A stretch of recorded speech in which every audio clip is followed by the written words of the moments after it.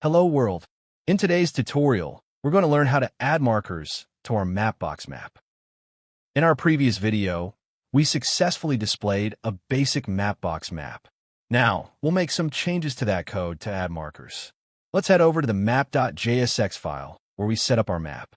This is where we'll implement the code to add our markers and enhance the map's functionality. At the top of our map.jsx file, let's add the import statement for the Mapbox CSS. This will ensure that our markers and map elements are styled correctly. Let's type out the complete code for adding our marker. We will use the onLoad event, which is crucial to ensure that our marker is added only after the map is fully loaded. This helps prevent any rendering issues. Inside the onLoad event, we create a new marker using the marker function. Then, we set the marker's position using the setLNGLat method, which will give the coordinates of the marker to place it on the map. Finally, we add the marker to our map with the addTo method. Now that we're in the browser, we can see our marker displayed on the map at the specified coordinates.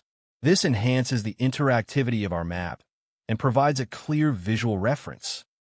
Next, let's add some additional customization to our marker. We can create a new marker with specific options by using the marker function. For example, we can set the color of the marker to red.